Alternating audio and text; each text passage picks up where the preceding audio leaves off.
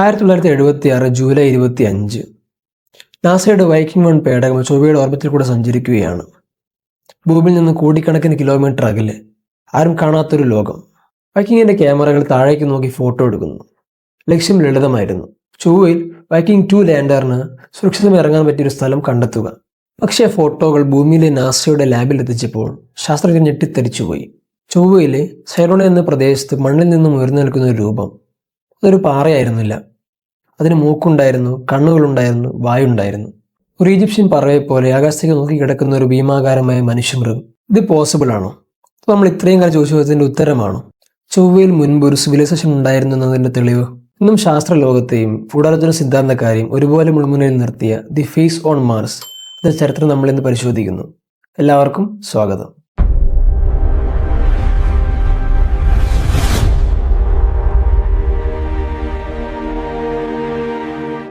ഈ ഫേസ് കാണുന്നതിന് മുൻപേ തന്നെ മനുഷ്യർ ചൊവ്വയുടെ ഒരു പ്രത്യേക ഭ്രമമായിരുന്നു. 1800കളിൽ പെർസിവലോ എന്ന ധനികനായ വാന നിരീക്ഷകൻ തന്റെ ടെലിസ്കോപ്പിലൂടെ ചൊവ്വയെ നോക്കി. അദ്ദേഹം കണ്ടത് ചൊവ്വയുടെ ഉപരിതലത്തിൽ വരച്ചു വെച്ച നീളത്തിലുള്ള വരകളാണ്. അദ്ദേഹം അതിനെ കനാൽസ് എന്ന് വിളിച്ചു. മരുഭൂമിയിൽ വെള്ളം എത്തിക്കാൻ ചൊവ്വയിലെ മനുഷ്യർ നിർമ്മിച്ച കനാലുകളാണെന്ന് അദ്ദേഹം വിശ്വസിച്ചു. ലോകം അത് ഏറ്റെടുത്തു. H.G. വെൽസിന്റെ വാർ ഓഫ് ദി വേൾഡ്സ് എന്ന നോവൽ വന്നു. ചൊവ്വക്കാർ നമ്മൾ ആക്രമിക്കാൻ വരുന്നു എന്ന പേടി പടർന്നു. പിന്നീട് സാങ്കേതിക വിദ്യ വളർന്നപ്പോൾ നമുക്ക് മനസ്സിലായി ആ കനാലുകൾ വെറും ഒരു ഒപ്റ്റിക്കൽ ഇല്യൂഷൻ മാത്രമായിരുന്നു എന്ന്. പക്ഷെ എങ്കിലും നമ്മുടെ മനസ്സിൽ ഒരു പ്രതീക്ഷ ബാക്കിയുണ്ടായിരുന്നു. നമ്മൾ തനിച്ചല്ല. 1976 തിരിച്ചു വരാം. നാസയുടെ വൈക്കിംഗ് മെഷീൻ ഒരു ചരിത്ര ദൗത്യമായിരുന്നു. ആദ്യമായി ചൊവ്വയിലേക്ക് ഒരു പേടകം ഇറക്കാൻ പോവുകയാണ്. അവർക്ക് 2 ലക്ഷ്യങ്ങളായിരുന്നു ഉണ്ടായിരുന്നത്. 1, ചൊവ്വയുടെ ഹൈ റെസൊല്യൂഷൻ മാപ്പ് ഉണ്ടാക്കുക. 2, അവിടെ ജീവനുണ്ടോ എന്ന് പരിശോധിക്കുക. ഇതിനായി ബയോളജി എക്സ്പെരിമെന്റുകൾ വരെ ആ പേടകത്തിനുള്ളിൽ ഉണ്ടായിരുന്നു. ആ സമയത്താണ് ഓർബിറ്ററിന്റെ മുകളിൽ നിന്നും സൈറോണയുടെ ചിത്രം ആ പേടകം എടുക്കുന്നത്. നാസയുടെ ജെറി സോഫർ എന്ന ശാസ്ത്രജ്ഞൻ പിറ്റേന്ന് പത്രസമ്മേളനത്തിൽ ആ ചിത്രം കാണിച്ചു. അദ്ദേഹം പറഞ്ഞു, നോക്കൂ, പ്രകാശവും നിഴലും ചേർന്ന് ഒരു മുഖം പോലെ തോന്നിക്കുന്നു. അദ്ദേഹം ആ തമാശയാണ് പറഞ്ഞത്. പക്ഷെ തമാശ നാസയ്ക്ക് തന്നെ പിന്നീട് ഒരു വലിയ തലവേദനയായി മാറി. നാസ ഇത് തള്ളിക്കളഞ്ഞെങ്കിലും ചിലർ ആ ഫോട്ടോ സൂം ചെയ്ത് നോക്കാൻ തുടങ്ങി. വിൻസെന്റ് ഡി പിയേട്രോ, ഗ്രിഗറി മോളനാർ എന്നീ കമ്പ്യൂട്ടർ എഞ്ചിനീയർമാർ നാസയുടെ ആർക്കൈവിൽ നിന്നും ഈ ഫോട്ടോ കണ്ടെടുത്തു. അവർ ഒരു കാര്യം ശ്രദ്ധിച്ചു. ആ മുഖത്തിനടുത്ത് തന്നെ വേറെയും ചില വിചിത്രമായ രൂപങ്ങളുണ്ട്.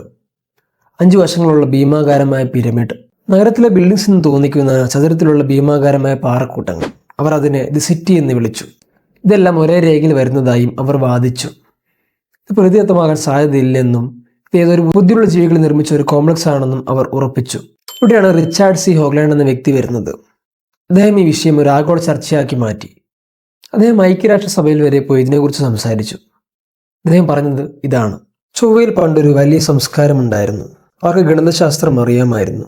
ആ മുഖവും പിരമിഡും തമ്മിലുള്ള ദൂരവും കോണളവുകളും പരിശോധിച്ചാൽ അത് വ്യക്തമാകും. ഒരുപക്ഷെ നമ്മുടെ പൂർവികർ അവിടെ നിന്ന് വന്നവരാകാം. 1990കളിൽ എക്സ് ഫയൽസ് പോലുള്ള സീരീസുകൾ വന്നതോടെ നാസ സത്യം മറച്ചു വെക്കുന്നു എന്ന വിശ്വാസം ജനങ്ങളിൽ ശക്തമായി. എന്തായിരുന്നു അവരുടെ പ്രധാന തെളിവ്? ഗണിതം. ഈ മുഖത്തിന്റെ അംശാംശം 40.8 ഡിഗ്രി നോർത്താണ്. പിരമിഡുകളും മുഖവും തമ്മിലുള്ള ബന്ധം 19.5 ഡിഗ്രി എന്ന പ്രത്യേക കോണളവിലാണ് എന്ന് അവർ വാദിച്ചു. ഇത് വെറും ഒരു പാറയല്ല, മറിച്ച് നമുക്ക് വായിക്കാൻ വേണ്ടി അവർ അവിടെ വെച്ചൊരു സന്ദേശമാണെന്ന് ഗൂഢാലോചനക്കാർ പറയുന്നു. ഞങ്ങൾ ഇവിടെ ഉണ്ടായിരുന്നു എന്ന് പറയാൻ അവർ നിർമ്മിച്ചൊരു സ്മാരകം. ഗിസയിലെ പിരമിഡുകളുടെ സ്വിൻസും പോലെ ചൊവ്വയിലെ സ്വിൻസാണ് ഈ മുഖം എന്ന് പലരും വിശ്വസിച്ചു. പക്ഷേ സയൻസിന് ഇതിന് കൃത്യമായ മറുപടിയുണ്ട്. ഇതിനെ പെരിഡോളിയ എന്ന് വിളിക്കുന്നു. മനുഷ്യന്റെ തലച്ചോറ് പരിണാമമായി ഡിസൈൻ ചെയ്തിരിക്കുന്നത് മുഖങ്ങൾ പെട്ടെന്ന് തിരിച്ചറിയാനാണ്. പണ്ട് കാട്ടിൽ ജീവിക്കുമ്പോൾ ഇലകൾക്കിടയിൽ ഒളിച്ചിരിക്കുന്ന ശത്രുവിനും മൃഗത്തെയോ പെട്ടെന്ന് തിരിച്ചറിയണമായിരുന്നു. അതുകൊണ്ടാണ് ഒരു 2 കുത്തും ഒരു വരയും കണ്ടാൽ തലച്ചോറ് പറയും അതൊരു മുഖമാണെന്ന്. അത് മേഘത്തിലായാലും കരഞ്ഞ ടോസ്റ്റിലായാലും ചൊവ്വയിലെ പാറയിലായാലും. വൈക്കിംഗ് എടുത്ത ഫോട്ടോയിൽ നിന്ന് വെളിച്ചം വരുന്നത് വശങ്ങളിൽ നിന്നായിരുന്നു. ആ നിഴലുകൾ പാറയുടെ കുഴികളെ കണ്ണുകളായും പാറയുടെ വശങ്ങളെ മൂക്കായും തലച്ചോറിന് കാണിച്ചു തന്നു. മറ്റൊരു കാര്യം സാങ്കേതിക വിദ്യയാണ്. 1976 വൈക്കിംഗ് അയച്ച ചിത്രങ്ങളുടെ റെസൊല്യൂഷൻ വളരെ കുറവായിരുന്നു. ഒരു പിക്സൽ എന്നത് ചൊവ്വയിൽ 50 മീറ്റർ സ്ഥലത്തെയാണ് സൂചിപ്പിക്കുന്നത്. അതായത് 50 മീറ്ററിൽ താഴെ വലിപ്പമുള്ള എന്തു സാധനവും ആ ഫോട്ടോയിൽ ഒരു ചതുരക്കെട്ടായി മാറും. ഡാറ്റ നഷ്ടപ്പെടുമ്പോൾ ആ വിടവുകൾ നികത്താൻ നമ്മുടെ കണ്ണുകൾ ഭാവന ഉപയോഗിക്കും. നമ്മൾ കാണാൻ ആഗ്രഹിക്കുന്നത് നമ്മൾ കാണും. അതാണ് അവിടെ സംഭവിച്ചത്. വർഷങ്ങൾ കടന്നുപോയി. 17 വർഷങ്ങൾക്ക് ശേഷം 1993 നാസ വീണ്ടും ചൊവ്വയിലേക്ക് പോകാൻ തീരുമാനിച്ചു. മാർസ് ഒബ്സർവർ എന്ന പേടകം. ഇതിന്റെ ക്യാമറകൾ വൈക്കിങ്ങിനേക്കാൾ 10 ഇരട്ടി ശക്തിയുള്ളതായിരുന്നു. സൈഡോണിയിലെ മുഖത്തിന്റെ യഥാർത്ഥ ചിത്രം എടുക്കുക എന്നതായിരുന്നു ഇതിന്റെ രഹസ്യ ലക്ഷ്യമെന്ന് പലരും വിശ്വസിച്ചു. പേടകം ചൊവ്വയ്ക്ക് അടുത്തു. ഫോട്ടോ എടുക്കാൻ ദിവസങ്ങൾ മാത്രം ബാക്കി.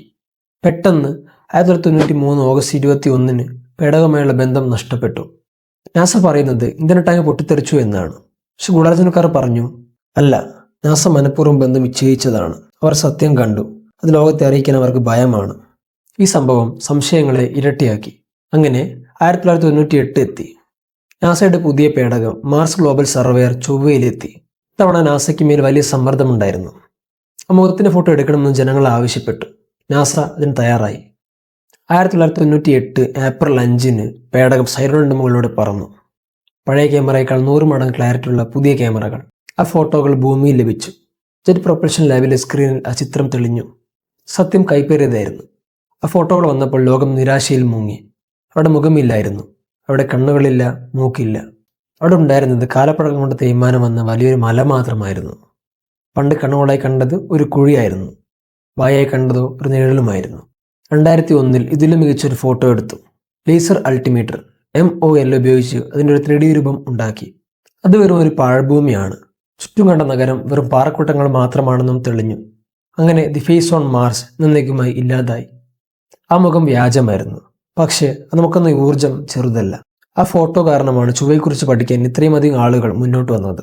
ഇന്നും നമ്മൾ ചൊവ്വയിൽ വിചിത്രമായ രൂപങ്ങൾ കാണുന്നുണ്ട്. ക്യൂരിയോസിറ്റി റോവർ അയച്ച ചിത്രത്തിൽ ഒരു സ്പൂൺ, ഒരു വാതിൽ, സ്ത്രീയുടെ രൂപം, ഇതെല്ലാം നമ്മുടെ മനസ്സ് നമ്മളെ പറ്റിക്കുന്നതാണ്. നമ്മൾ ഒറ്റയ്ക്കല്ല എന്ന് വിശ്വസിക്കാൻ നമ്മൾ ആഗ്രഹിക്കുന്നു.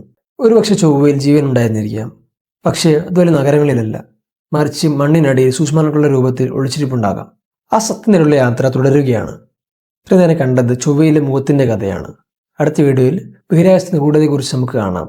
The black knight satellite. അതുവരെ it's me Abhay signing of.